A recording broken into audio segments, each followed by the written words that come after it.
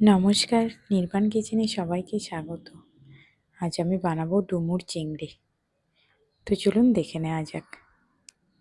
এখানে আমি ডুমুর নিয়েছি, নিয়ে ডুমুরগুলোকে মাঝখান থেকে কেটে এর ভেতরের যে দানাটা থাকবে না সেটাকে ভালো করে পরিষ্কার করে নিতে হবে। একটুখানি কাটার সময় একটু টাইম লাগে, একটু ধৈর্য ধরে কাটতে হবে। খেতে কিন্তু সত্যিই খুব ভালো লাগে। দানাটাকে এভাবে বের করে নিতে হবে।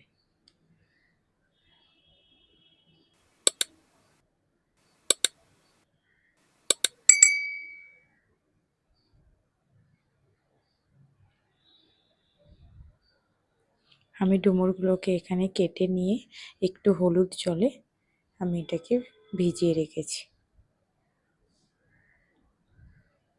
এখানে আমি আলুগুলোকে ডুমো ডুমো করে কেটে নেব।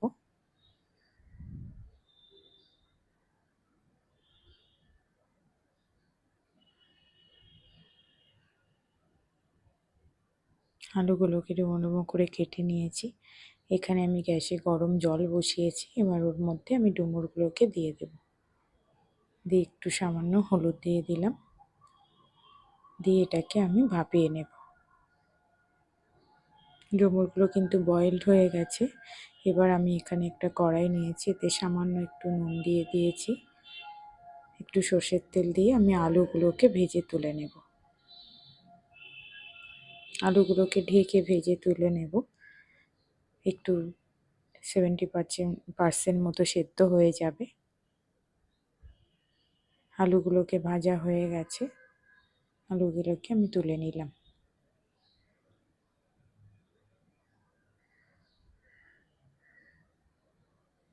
এবার ওই তেলে আমি ছোট চিংড়ি মাছ খোসা ছাড়িয়ে নিয়েছি। চিংড়ি মাছগুলোকে আমি নুন আর সামান্য হলুদ দিয়ে ভেজে নেব।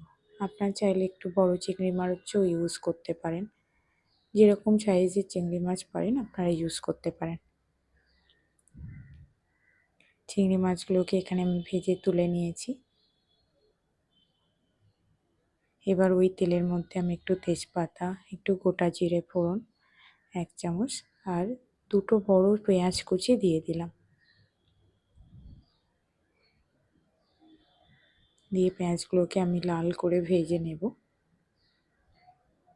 দিয়ে ওর মধ্যে আমি টমেটোর টুকরো দিয়ে দিলাম। একটা বড় টমেটোর টুকরো দিয়ে দিয়েছি।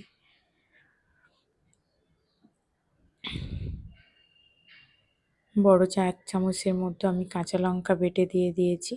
আর এখানে আমি 2 চামচ মতো আদা রসুন বাটা দিয়ে দিয়েছি। 1 চামচ হলুদ গুঁড়ো দিয়ে দিলাম।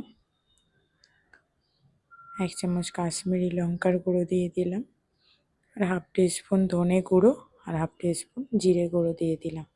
আর 1 চামচ চিনি দিয়ে দিলাম। দিয়ে আমি মশলাটাকে ভালো করে কষিয়ে নেব যতক্ষণ না মশলা থেকে তেল ছাড়ছে।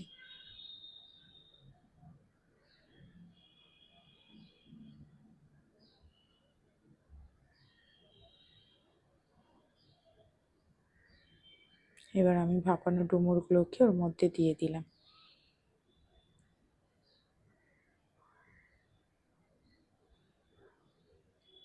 ভেজে রাখা আলু দিয়ে দিলাম আর ভেজে রাখা চিংড়ি মাছও দিয়ে দিলাম। এবার স্বাদ মতো নুন দিয়ে দিলাম। দিয়ে আমি সব একসাথে ভালো করে কষাই করে নেব।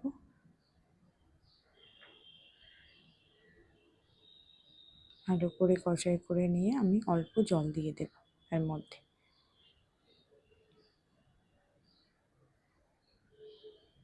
খুব বেশি জল দেব না, এটা কোনো ঝোল হবে না, জাস্ট মাখা মাখা হবে।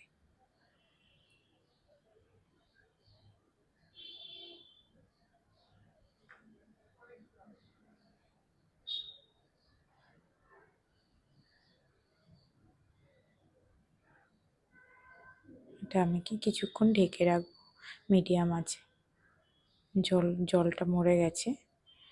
এবার আমি এটাকে ভালো করে নাড়াচাড়া করে নেব আর একটু বেশ খানিকক্ষণ কষিয়ে নেব।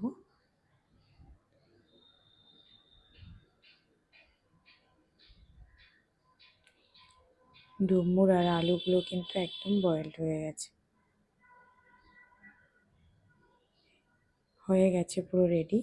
এবার এর উপর থেকে একটু গরম মশলা গুঁড়ো ছড়িয়ে দিলাম